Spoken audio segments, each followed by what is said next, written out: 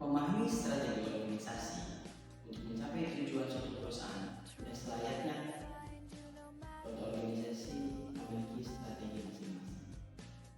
Setiap organisasi pasti berlomba-lomba ingin menjadi unggul dalam melayani konsumen serta ingin mendapatkan sebesar-besarnya profit.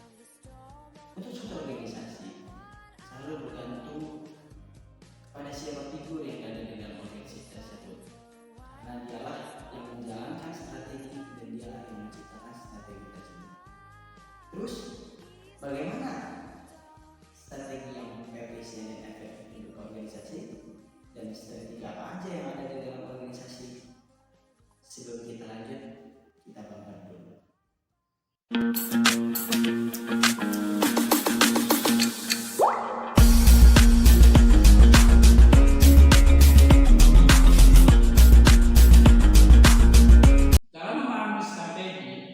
Sebuah perusahaan, dalam organisasi perusahaan itu pasti melakukan profit atau probabilitas yang sangat berpengaruh dalam sebuah perusahaan. Salah satunya yaitu pendekatan dalam stakeholder. Nah, dalam stakeholder itu mempunyai pasar modal, pasar produk, dan pada faktor. Nah, dalam pasar itulah mereka memegang atau mempertanggungjawabkan tanggung jawab pemegang saham. Apa yang mereka tanggung jawabkan?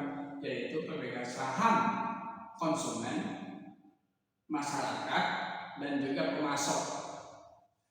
Nah, dalam pemahaman itu mereka salah satunya yaitu perusahaan dengan industri tambang.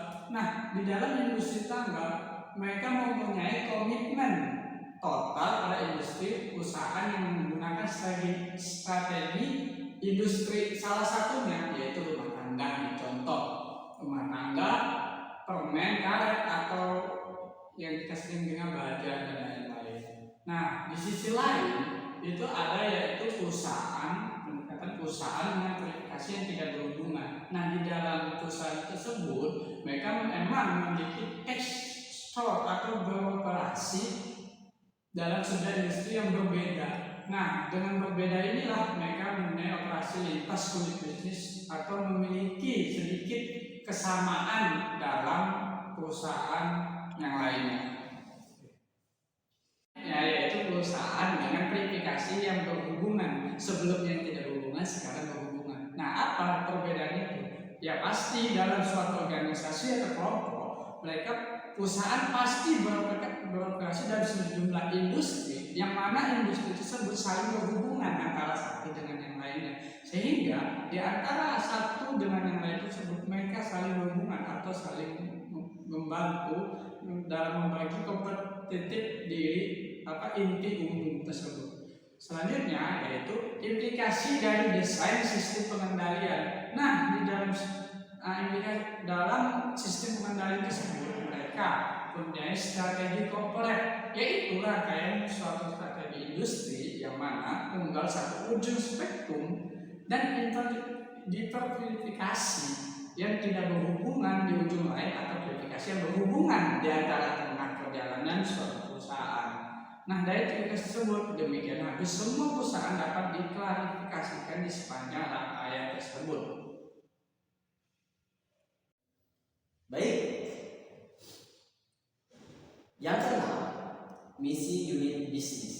Dalam perusahaan dengan deskripsi satu sumber dari manajemen adalah mengalokasikan sumber daya untuk mengefisiensikan perusahaan serta mendapatkan pekerjaan hasil dari suatu perusahaan itu menciptakan mengalokasikan secara efektif.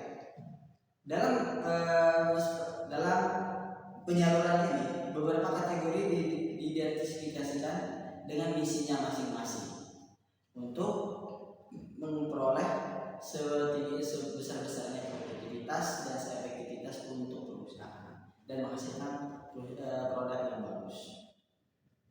Yang ke-7, keunggulan kompetitif unit bisnis. Jadi perusahaan itu harus memiliki suatu keunggulan di satu sektor yang menjadikan perusahaan ini menjadi suatu ciri khas dibandingkan perusahaan-perusahaan yang lain.